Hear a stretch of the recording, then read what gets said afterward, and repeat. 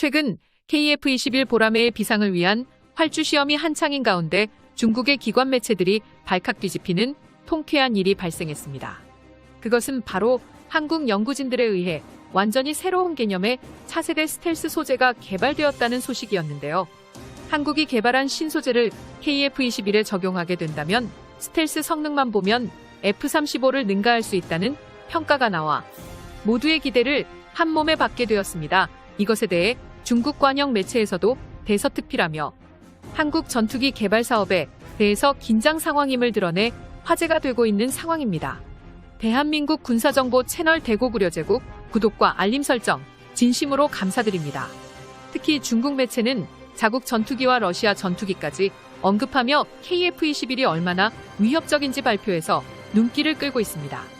최근 중국 공산당 기관지의 중국 국방부 보도를 인용해 최근 한국의 KF-21 시제기가 모습을 드러냈다면서 이는 당초 예정보다 한 달 정도 앞당겨진 것이라고 전했는데요. 그러면서 KF-21 전투기는 미국 F-35 스텔스기와 유사한 형상을 하고 있을 뿐만 아니라 한국이 개발한 스텔스 신소재 때문에 스텔스 성능도 비슷할 것으로 전했습니다. 이렇듯 스텔스 신소재를 한국이 개발하면서 방산업계를 뜨겁게 달구고 있습니다. 연세대학교 기계공학부 교수 연구팀이 레이저 연령상 밀리미터 레이더를 이용해 동작하는 다양한 유도 무기들의 공격을 회피할 수 있는 첨단 다중 분광 스텔스 소재를 세계 최초로 개발하게 된 것인데요. 연구팀이 개발한 소재는 가시광선에서 위장색을 구현하고 공격 무기의 추적을 회피할 수 있는 다양한 파장의 광을 흡수와 반사시키고 밀리미터 레이더를 흡수하는 복합 기능을 가지고 있는 놀라운 성능을 가졌습니다. 이런 것이 가능한 것은 약 200 마이크로미터 두께의 유연한 기판의 마이크로 크기의 금속 패턴 혹은 플라카모주 튜닝, 반도체 금속 패턴 구조를 제작해 기존보다 더욱 발전된 스텔스 기능을 구현했기 때문입니다. 개발 시작 전 KAI의 기술 지원을 맡은 기술자들은 처음에 실현이 어려운 스텔스 프로그램이라며 비관적이었지만 지금은 경이적이라며 감탄했다고 할 정도입니다. 그 와중에 중국조차 제대로 이뤄내지 못한 것을 우리나라, 한국이 순식간에 성공하니 시진핑이 당황하지 않을 수가 없겠는데요. 중국 매체는 특히 A사 레이더 등 통합 전자전 시스템에 깊은 관심을 보였습니다. 매체는 한국이 자체 개발한 A사 레이더의 최대 탐지 거리는 약 200km이며 1m 미만의 표적도 선명하게 감지할 수 있다고 소개했습니다. 이는 자신들이 가진 레이더 성능을 훨씬 웃도는 것으로 러시아가 개발한 레이더보다도 성능이 뛰어나다고 설명하고 있습니다. 이런 우수한 레이더는 전투에서 KF-21이 자신들의 전투기보다 먼저 보고 먼저 공격할 수 있으며 또한 신개념 스텔스 소재를 두른 KF-21 앞이라면 그저 자신들의 전투기들은 표적기로 전락할 수 있다며 경계하고 있습니다. 또 전자광학 표적 추적 장비와 적외선 추적 장치를 탑재한 레이더가 꺼진 상태에서도 표적을 탐색할 수 있다고 전했는데요. 레이더는 전자전 장비에 의해 쉽게 추적할 수 있어 정확한 위치를 알 수 있지만 나머지는 추적이 어렵습니다.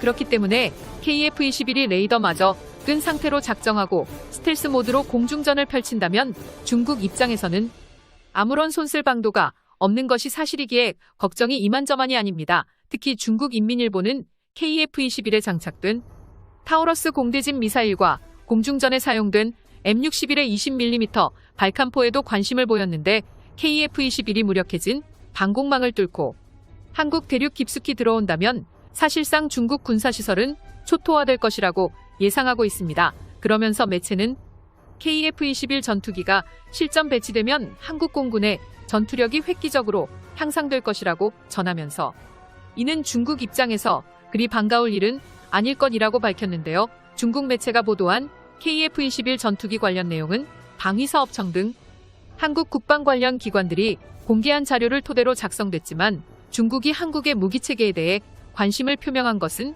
이례적이었습니다.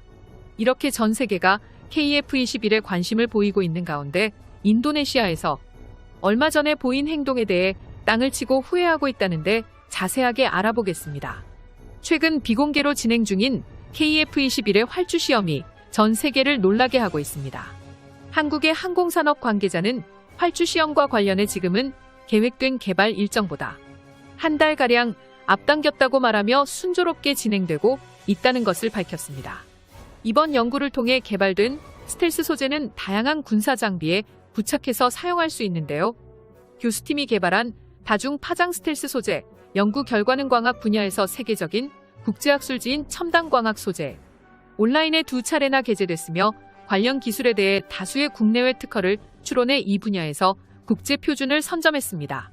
한국 연구진이 발표한 연구 결과는 기존의 피탐지 중심의 레이더 스텔스 기술과 별개로 첨단 미사일 공격 무기로부터 생존성을 향상할 수 있는 새로운 스텔스 기술입니다. 일각에서는 한국이 개발한 소재로 KF-21을 제작한다면 블록 3 단계에서는 KF-21이 F-22의 저피탐 면적을 능가할 수도 있다는 평가가 나오고 있습니다.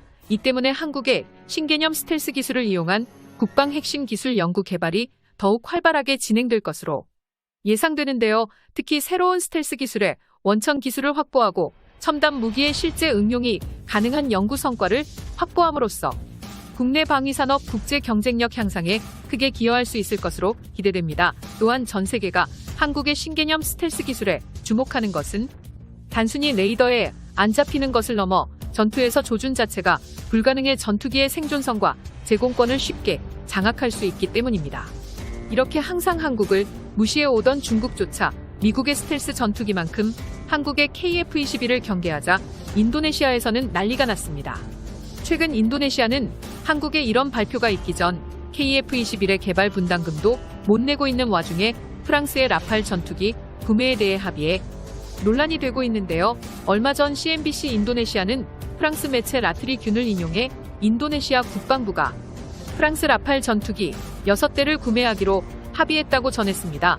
플로랑스 프랑스 국방장관은 이틀 일정으로 인도네시아를 방문해 자카르타에 도착하자마자 이 같은 결정을 한 것으로 드러났습니다. 인도네시아의 라팔 전투기 구매설은 2020년부터 꾸준히 흘러나왔지만 이번에는 확실히 계약을 체결했습니다. 이는 사실상 인도네시아가 KF-21의 분담금 미납과 공동 개발을 포기한 것과 다름없는 결정인데요. 실제로 인도네시아 국방부 장관이 여러 차례로 라팔 전투기 구매 의사를 피력했고 프랑스에 직접 방문하기도 하는 등 적극적인 모습을 보인 반면 한국과는 대화를 피하는 대비되는 행동을 보였습니다. 인도네시아 국방부는 프랑스 항공방산업체에서 총 42대의 라팔 전투기를 구매하기로 합의하고 1차로 6대 구매 계약을 하는 한편 스코로펜 잠수함 2척 구매 의향에 관한 양해각서까지도 체결 논란이 되고 있는데요. 한국에서 F-22보다 훨씬 우수한 스텔스 소재가 공개되자 직전에 했던 무리한 행동과 계약에 대해서 땅을 치고 후회하는 중인데요. 한국 내부에서는 인도네시아가 도입하기로 했던 48대마저 국산 도입분으로 돌려 생산 단가를 낮추고 군의 전력을 강화하는 데 사용해 인도네시아에게는 단 한 대도 내어주지 말자는 이야기까지 돌고 있습니다. 이렇게 되면 인도네시아는 중국의 위협으로부터 돈은 돈대로 쓰고 최신형 전투기는 한 대도 확보하지 못하게 되는데요. 또 한 번 전 세계를 깜짝 놀라게 한 한국에게 박수를 보내며 KF-21의 성공적인 비상을 기대해봅니다. 여기까지 대구구려제국이었습니다. 끝까지 시청해주셔서 감사합니다.